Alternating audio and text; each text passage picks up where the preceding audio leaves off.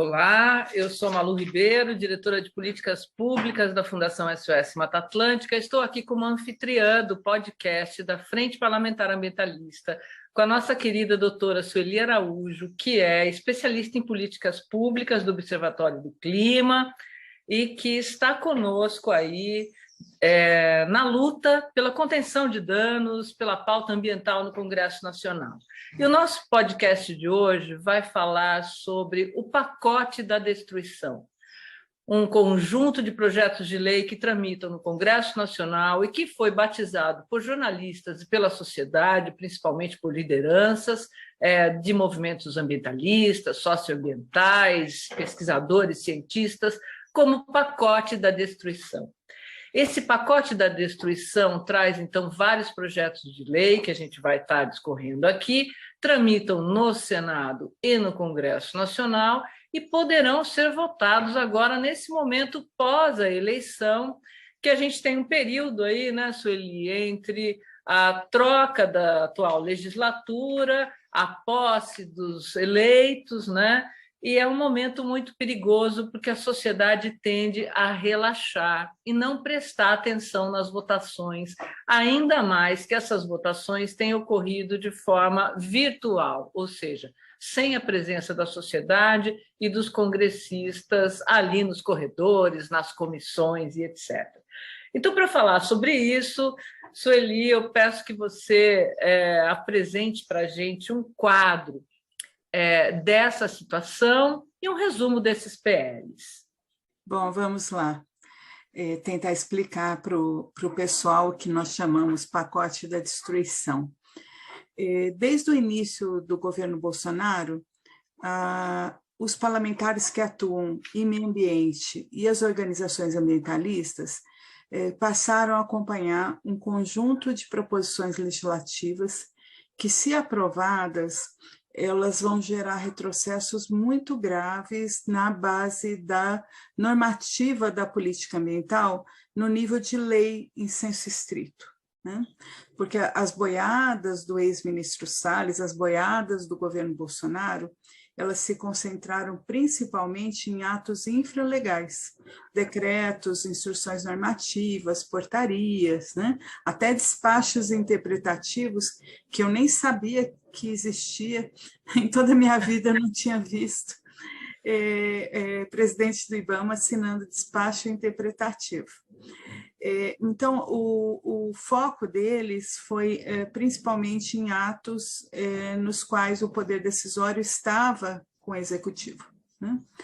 No legislativo, desde que eles entraram, e na verdade parte desses projetos são anteriores ao governo Bolsonaro, existia esse conjunto de legislação que desde o início nós colocamos como objeto de preocupação, na linha do o governo Bolsonaro vai querer aprovar esses retrocessos, o governo Bolsonaro vai querer colocar isso para frente, porque todos são orientados para a flexibilização da legislação, para o desmonte de regras, para o olhar que permeia essas proposições de ver as regras ambientais como entraves, e entraves a gente tira da nossa frente, né? Então, na linha de quem vê a política ambiental como algo que atrapalha, essas proposições, elas na prática, querem afastar os regramentos ambientais, e a parte desses regramentos são estruturais, como, por exemplo, a lei de licenciamento ambiental que eles querem aprovar. O licenciamento ambiental pode ser considerado a principal ferramenta da Lei da Política Nacional do Meio Ambiente. Você tem licença ambiental de uma fabriqueta numa periferia de uma região metropolitana a Belo Montes da vida, né? Então, quando você vai no sentido de tentar aprovar uma lei de licenciamento que flexibiliza tudo, você está vendo a proteção ambiental como uma coisa que atrapalha, que é a cara do governo Bolsonaro e de parte considerável, de boa parte aí da bancada ruralista no Congresso Nacional. Então, o que nós temos, Malu, é um conjunto que iniciou, Malu acompanhou bastante isso, iniciou com umas 4 ou 5 proposições legislativas, e a nossa lista do pacote da destruição está aumentando, nossa, mas temos resistido, tivemos algumas derrotas pontuais, assim, em geral, temos conseguido resistir até agora. O rolo é esse final de legislatura. Todo final de legislatura é um período perigoso, tanto os parlamentares que foram reeleitos, quanto os que vão sair, querem finalizar trabalho. Então, é muito frequente ocorrer essa pressão por aprovação de leis no período, a cada 4 anos, né? Considerando a sessão legislativa, o período legislativo da Câmara dos Deputados.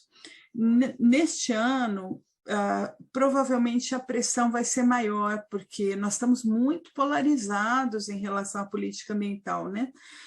Os ambientalistas se uniram, o que foi entre os grandes males aí do governo Bolsonaro nesse campo de políticas públicas, a união dos ambientalistas eu considero um ponto positivo, está todo mundo unido contra o governo, né? Mas o outro lado não quer negociar nada, nem faz sentido tentar negociar com o governo Bolsonaro. Então, nessa situação tão polarizada, o final da legislatura tende a ser muito complexo, muito complexo. Sueli, você citou aí, né, que a gente começou quando foi dado esse apelido naquele ato pela terra com Caetano Veloso, né, que foi um momento muito especial em que as pessoas puderam se reencontrar presencialmente, fazer aquele ato maravilhoso na frente do Congresso Nacional, mas ali nós tínhamos 4 projetos de lei no Senado e o compromisso do presidente do Senado, Rodrigo Pacheco, então, de segurar essa boiada, vamos chamar assim, sobre os PLs. E ali a gente tinha, como você já falou, o PL do licenciamento ambiental, o que foi apelidado de PL da grilagem, o PL do pacote do veneno, e o PL do garimpo em terra indígena e a questão do marco temporal sobre as terras indígenas. Mas agora, como você falou, a gente chega a mais de 14 projetos de lei. E um dos ataques, né, das normas infralegais que você citou, que levou até a judicialização no Supremo Tribunal Federal, é a Lei da Mata Atlântica.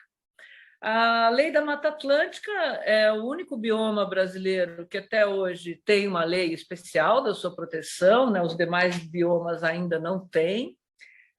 Mas por que você, como foi superintendente do IBAMA e também de carreira lá no Legislativo, acha que são tantos ataques à Lei da Mata Atlântica e ao próprio Código Florestal? O que você acha que leva a essa nossa atual situação? Bom, Malu, a Lei da Mata Atlântica é a nossa lei florestal mais rigorosa, né? Ficamos 14 anos tentando aprová-la no Congresso, né? Ela é de 2006, começou a tramitação em 1992, e, na verdade, nós deveríamos ter leis específicas de biomas para cada um deles, Cerrado, Amazônia, Pantanal, porque a legislação define esses biomas como patrimônio nacional e remete, em princípio, a uma lei, né? Por que a Lei da Mata Atlântica é a nossa lei florestal mais rigorosa? Porque nós temos um percentual pequeno de remanescentes do bioma original, né? Cerca de 12%, essa conta varia aí conforme os critérios utilizados, mas é o nosso bioma mais degradado, é aquele em que sobrou pouca coisa, infelizmente, né? E você bem sabe disso, que a luta da SOS Mata Atlântica diária para a proteção daquilo que restou, né? Então, essa lei da Mata Atlântica, a lógica dela é uma lógica distinta das normas que nós estamos acostumados, que em geral fixam percentuais de proteção, como na reserva legal, ou faixas de proteção, como nas faixas marginais de áreas de preservação permanente ao longo dos rios, né?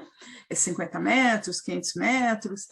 A lei da Mata Atlântica tem uma lógica, é toda pautada por uma lógica pelo estágio, pautada segundo o estágio da vegetação. Se é vegetação primária, se é secundária em estágio médio ou avançado de regeneração. Então, o rigor das regras varia conforme o estágio da vegetação. Exatamente olhando para a preocupação de preservar ao máximo aquilo que você tem de mais original da Mata Atlântica, né? Então, se eu estou em floresta da Mata Atlântica primária, eu tenho que manter aquilo quase intocado, né? E essa lógica, ela se soma com o restante da legislação. Então, quando você tem uma norma geral, como o Código Florestal, e vem uma norma especial, ou já existia uma norma especial, que é o caso, o Código Florestal veio em 2012, o atual, né? Sim. E você tinha a lei da Mata Atlântica de 2006. Como ela é especial, ela se soma, ela não é revogada.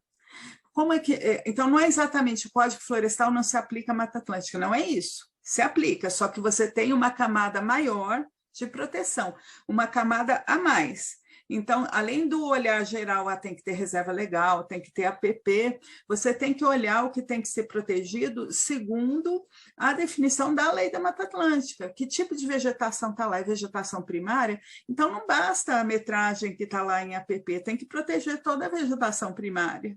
Ou não bastam as regras de reserva legal. Né? É isso que os ruralistas têm dificuldade em entender, Malu. A gente não está falando que simplesmente abandonando a lei florestal, a gente está falando que existe uma camada específica, especial, que vale somando.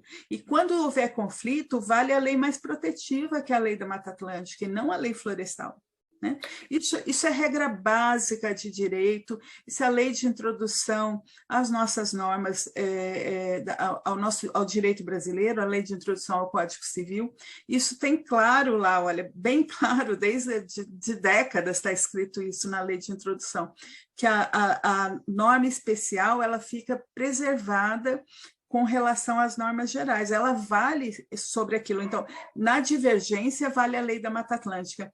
E os ruralistas acham que a única lei no mundo que eles têm que olhar é o Código Florestal. Eles não olham a lei do SNUC, ou quando olham querem revogar as coisas que atrapalham, então, ou a lei de gestão de florestas públicas. Então, para eles, a única norma possível existente é o Código Florestal. Isso não é verdade.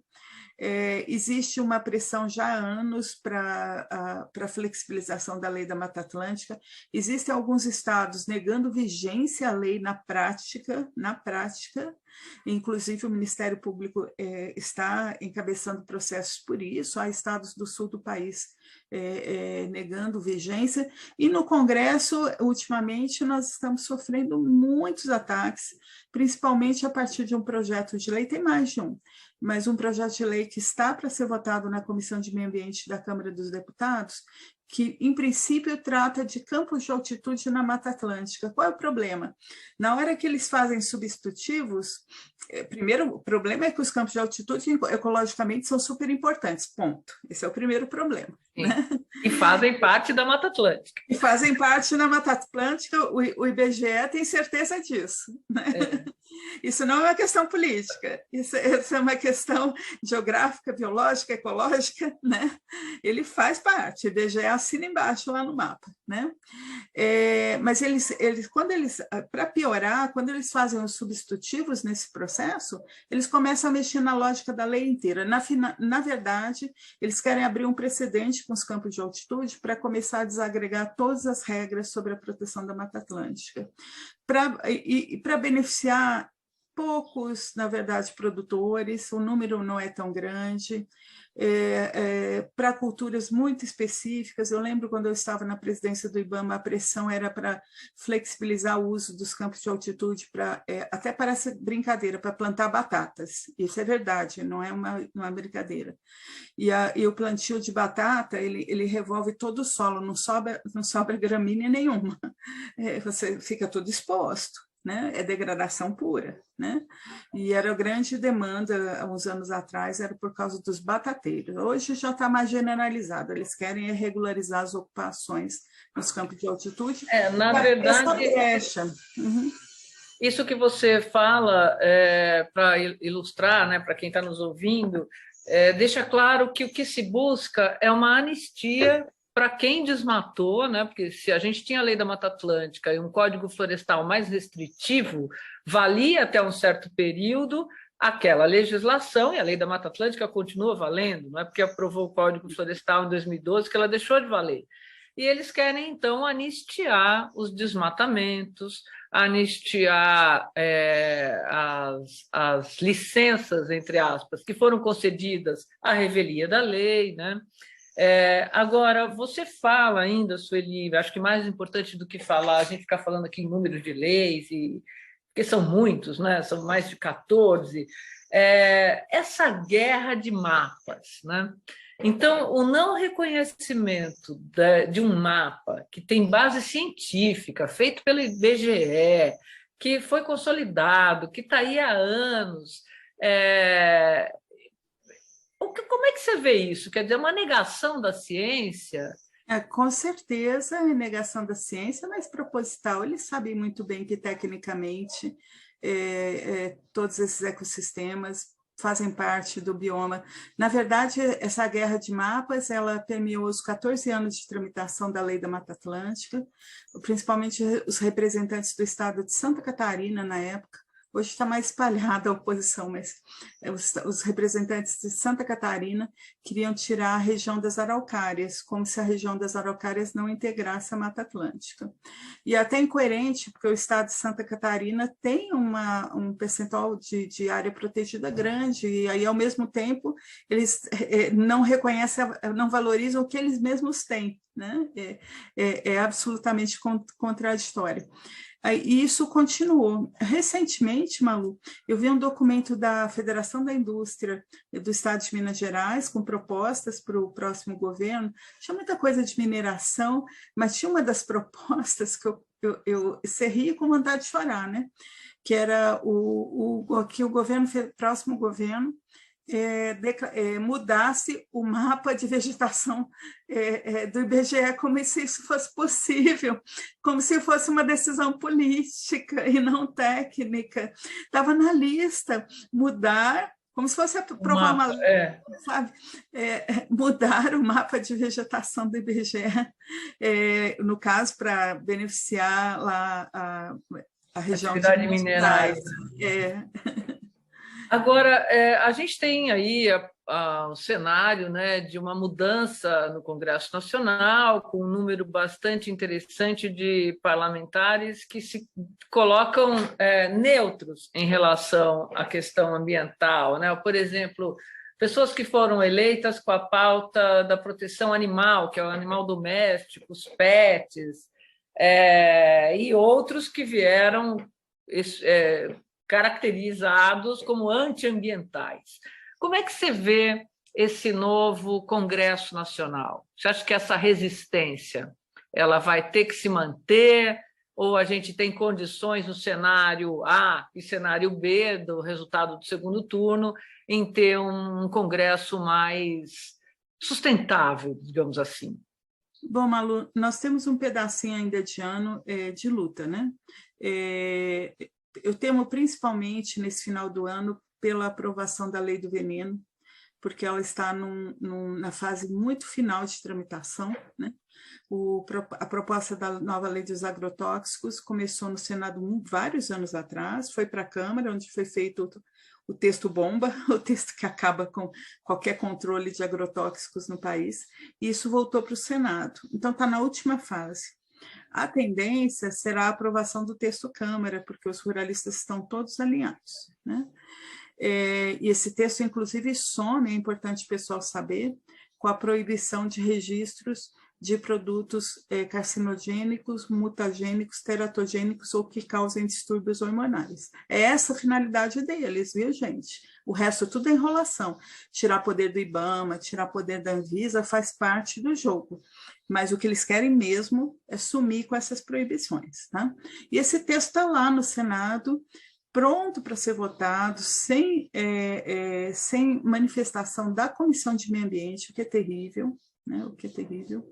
E numa fase em que pouco se pode fazer, porque agora você só escolhe o texto Câmara ou o texto Senado, ou mistura, e a tendência é aprovar o da Câmara.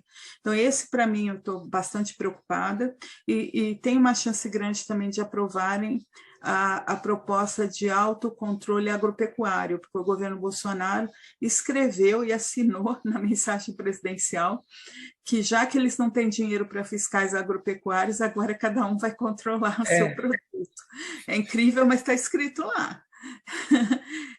Então, esse eu também acho que tem chance grande. Então, nós temos esse finalzinho de ano, e tomara que sejam esses dois e não uma lista maior, e aí entraremos no próximo ano, na nova legislatura, com uma lista do pacote da destruição que vai continuar, né?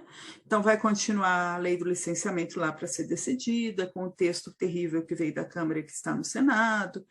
Tem toda a questão da lei da grilagem, que nós não sabemos, tem versão boazinha, entre aspas, tem versão do mal, versão mais ou menos, vários textos possíveis, mas nenhum é necessário.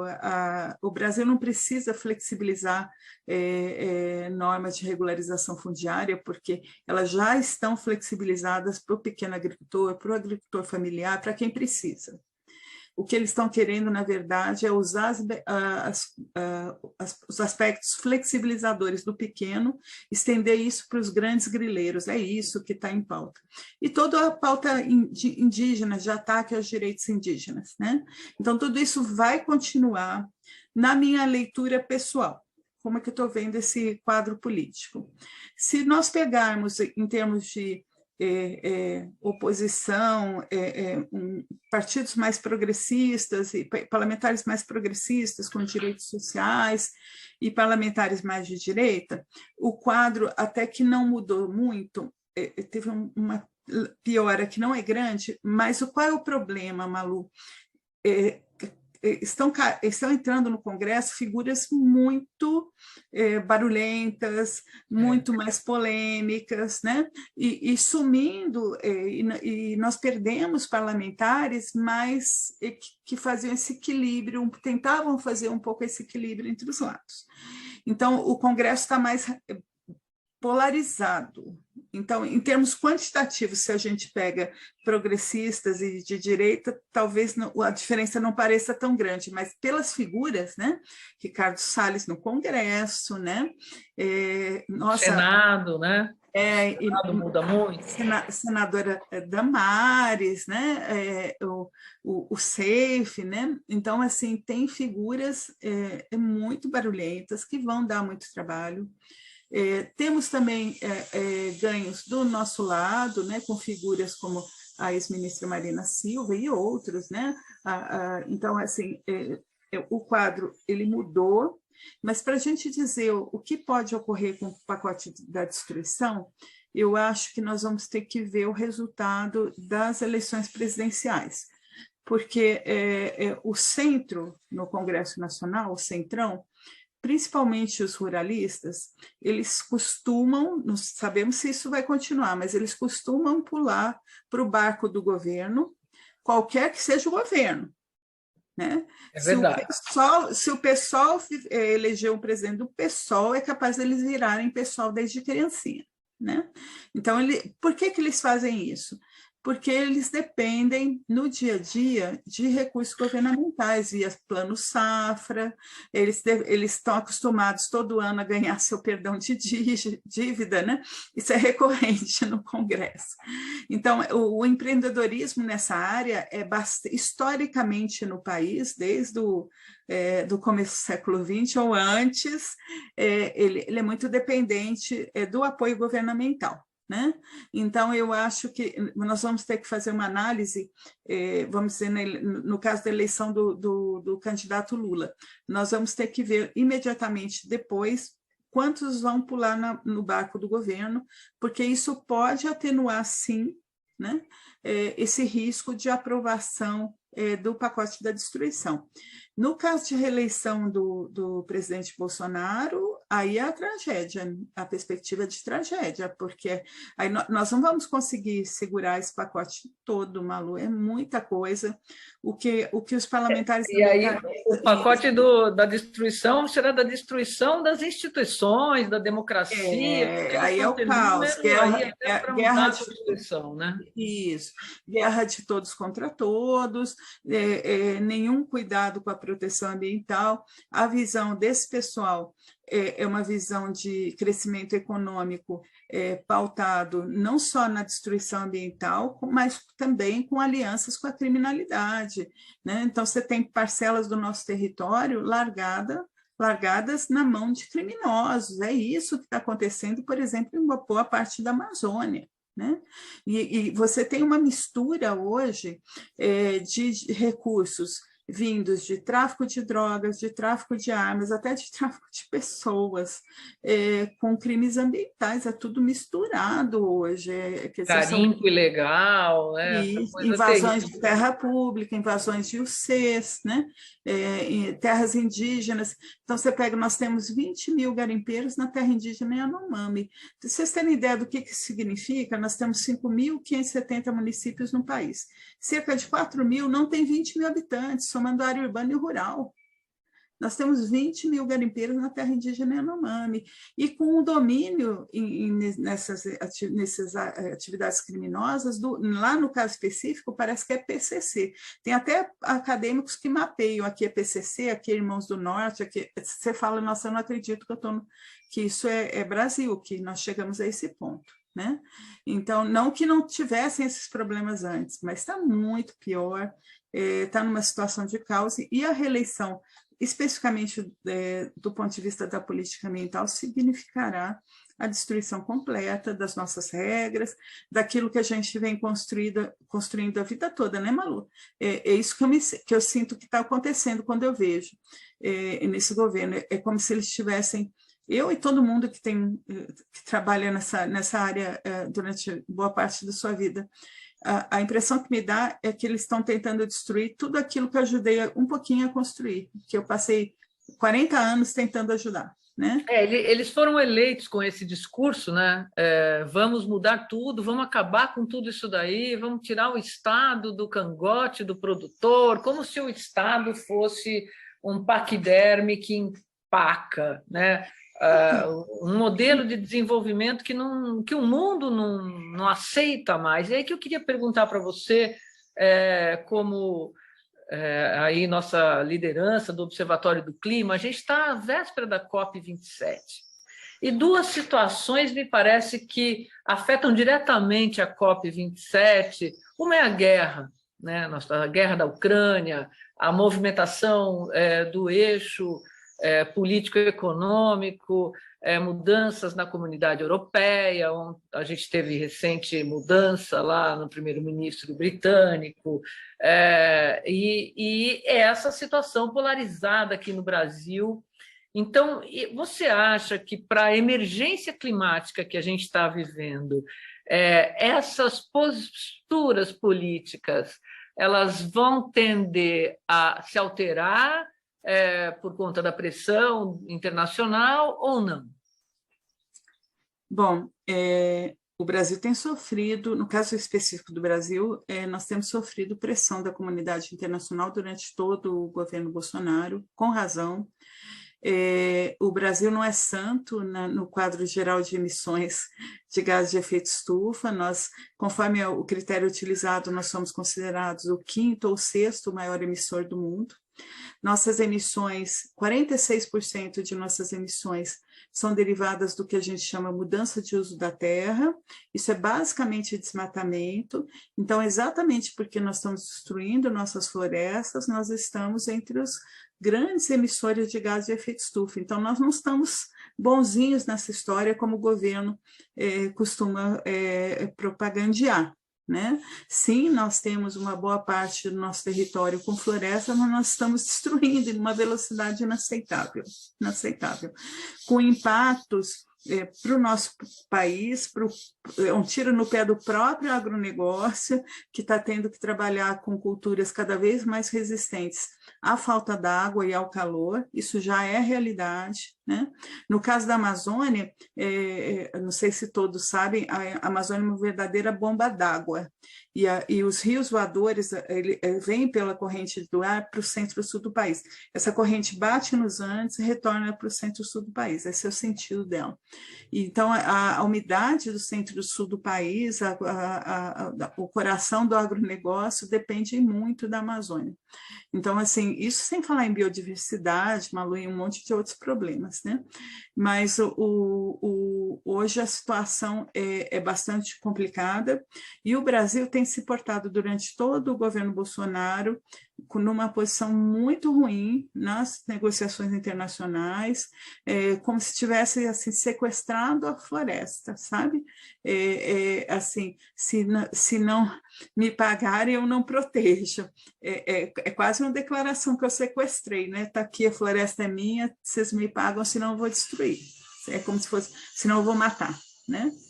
Essa posição tem sido muito mal recebida, o Brasil se tornou uma espécie de pária nessas negociações e sempre foi liderança, porque nossa legislação ambiental é considerada avançada no plano internacional e nossos técnicos são muito reconhecidos. Então, nessas negociações internacionais de meio ambiente, de clima, biodiversidade e outras, os brasileiros tem um reconhecimento histórico, e hoje viramos aqueles que todo mundo olha e fala, não acredito que é o Brasil que está falando. Né? Então, é vergonhosa a situação, o próximo governo vai ter que recuperar toda essa credibilidade. Nós somos, assim, atores importantes nessa negociação, até pelas nossas características. É um país considerado o mais mega diverso do mundo, com uma quantidade de florestas importante. Então, assim, nós temos que recuperar essa credibilidade, é passo importante. Agora, o mundo também está devendo tarefas a serem feitas, né, Malu? Porque o painel intergovernamental da ONU já mostrou bem claramente, na sua 6ª série de relatórios, o quão grave é a crise climática atual. Então, a crise climática ela não está mais no futuro, ela já chegou. Nós temos uma velocidade de aquecimento global nos últimos 50 anos que não tem paralelo. As quantidades de gás de efeito estufa, dos principais gases de estufa, nunca estiveram tão fortes. Então, e se todos os países signatários do Acordo de Paris cumprirem o que prometeram, que estão nos seus documentos nacionais, nas suas NDCs, se cumprirem, nós estamos longe de obter os resultados necessários para controlar as mudanças climáticas, que é manter aquela coisa de manter a temperatura, o aumento de temperatura até 1,5 graus, considerado os níveis pré-industriais. Se todo mundo fizer tudo, nós não vamos conseguir 1,5 graus.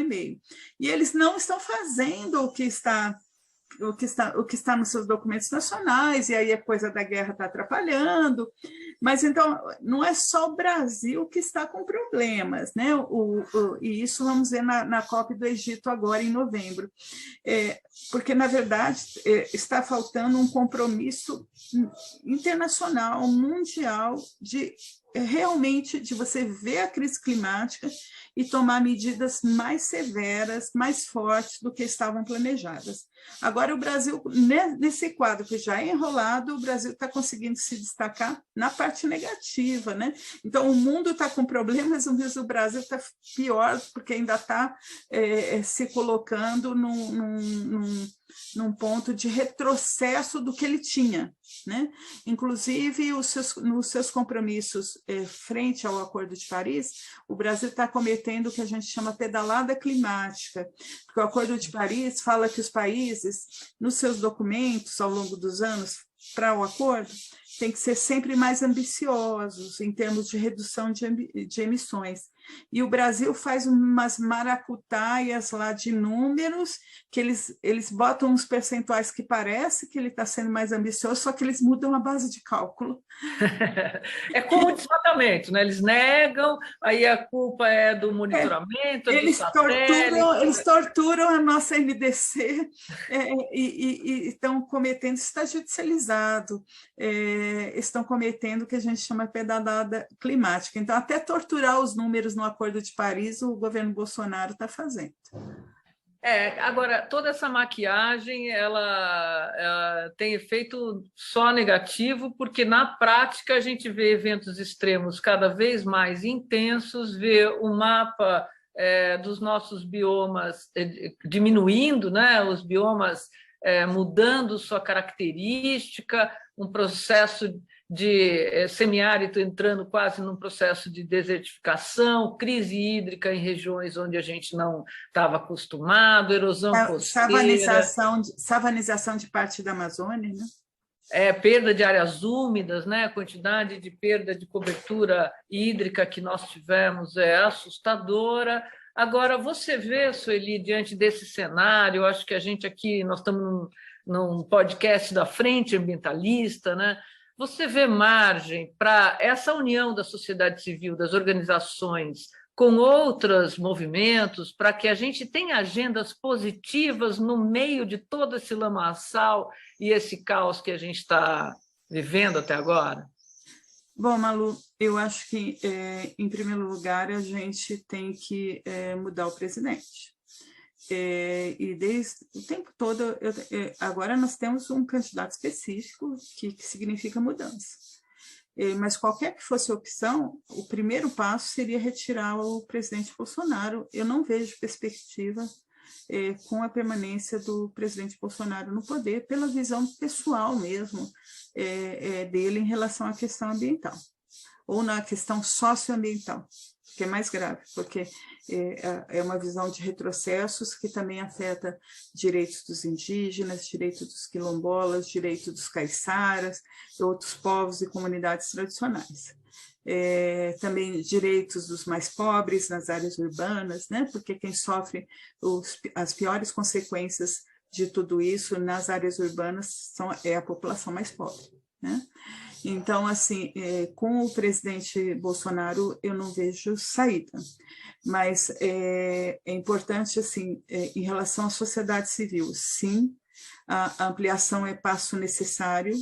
Eu acho que com a troca de presidente ou sem ela, essa união é elemento fundamental, fundamental mesmo. As políticas públicas, elas estão todas conectadas, a questão ambiental ela é interdisciplinar, ela é multidisciplinar, tem gente que chama de transdisciplinar, né? Então, nós temos que abordar as ações nessa área com esse foco que conecta com outras políticas públicas. Então, eu tenho que tratar da questão da nossa matriz energética, da nossa matriz elétrica, eu tenho que tratar de transportes, eu tenho que tratar de infraestrutura em geral, tudo isso olhando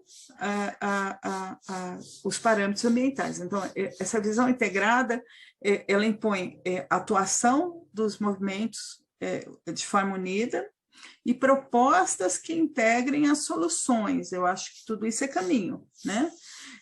A minha dúvida em relação à reeleição é porque eu acho que o presidente Bolsonaro não está nem aí com isso, então não tem perspectiva dele aceitar nada. Mas, assim, para o próximo governo, nós temos que reforçar essa união, e nós temos momentos importantes em 2023, não só de reconstrução, no caso de troca de governo, nós temos que colar os caquinhos, né? Mas nós teremos, por exemplo, Malu, a discussão do plano plurianual, Que se você não resolve bem, nós sabemos bem nos últimos 4 anos, se você não resolve bem, você cria problemas para 4 anos de orçamento e não tem muito como resolver. Né?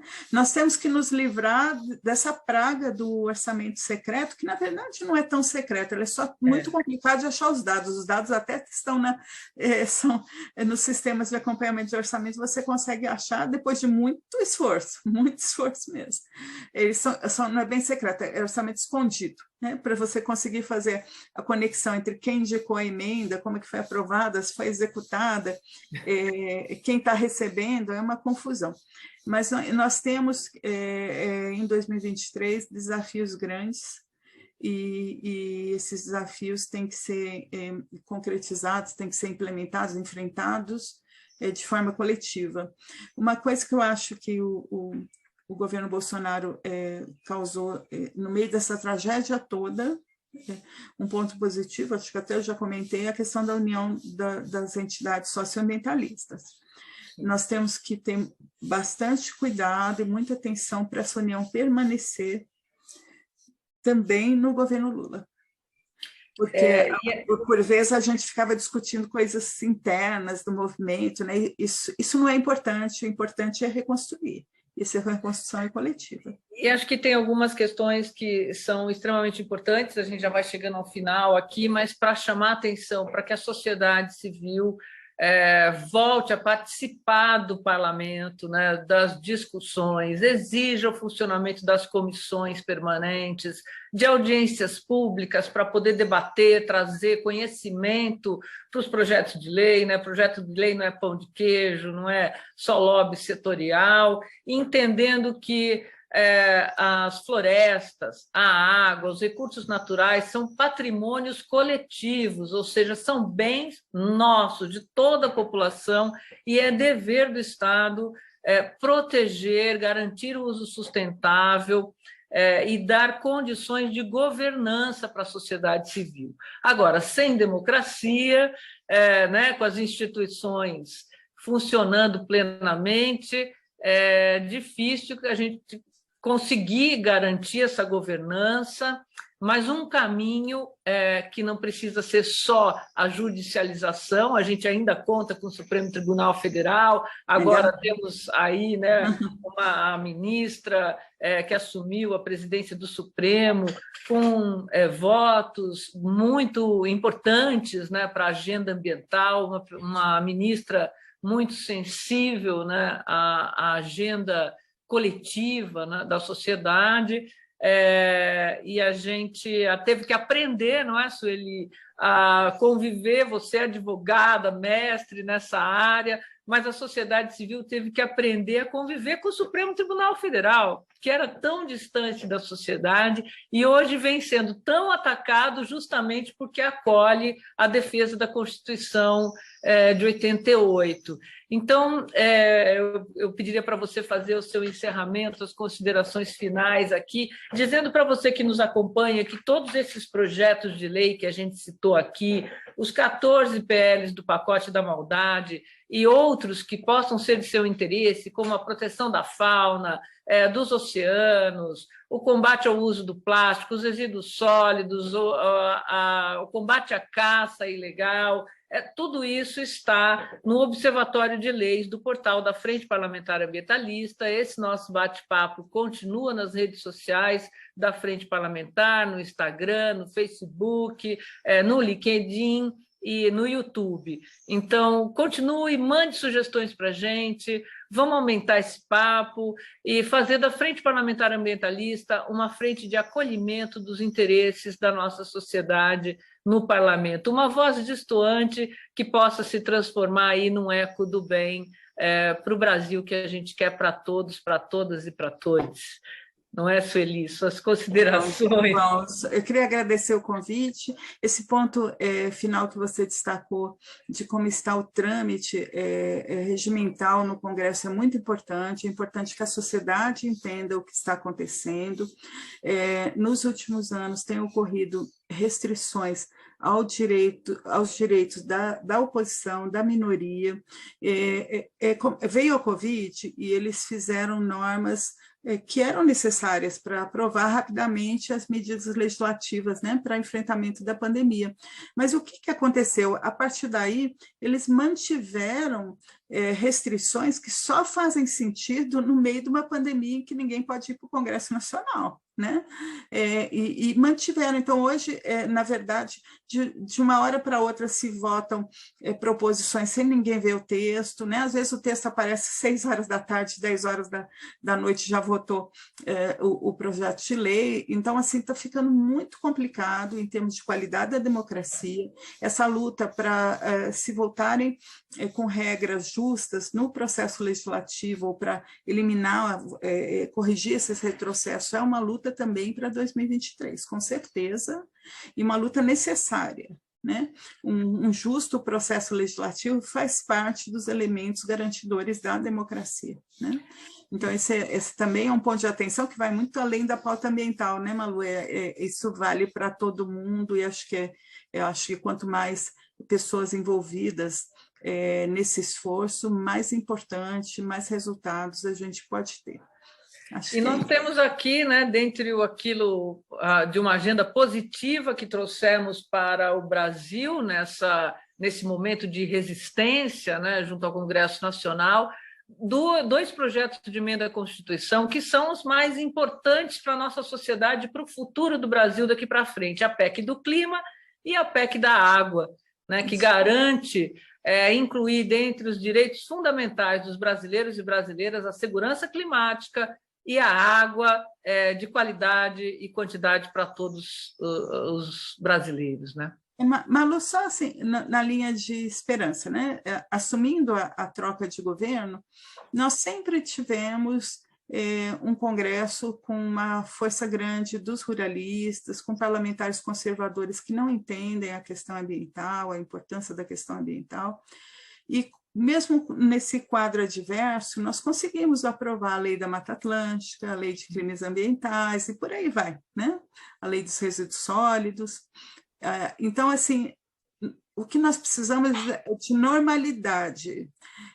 Brigar dentro do Congresso para conseguir os nossos avanços, a gente sabe fazer, né? Então, eu acho que é possível. Num quadro de normalidade democrática, a gente vai conseguir os avanços necessários na legislação ambiental. Com certeza, e a gente espera que todo mundo que nos assiste, que está aqui conosco e que votou num deputado, num senador, né, e que exerceu o seu direito democrático, o seu dever com o país na eleição, nesse segundo turno, reflita nesses temas que a gente falou e convide o seu parlamentar, aquele em quem você votou, para participar da Frente Parlamentar Ambientalista. Junte-se a nós nessa luta por um Brasil justo, ético, solidário e mais verde, né, Sueli? Mais verde e azul para todo mundo. Muito obrigada. A Frente Parlamentar Ambientalista agradece a você que nos assiste e a Sueli, que esteve conosco nesse bate-papo aqui. Valeu.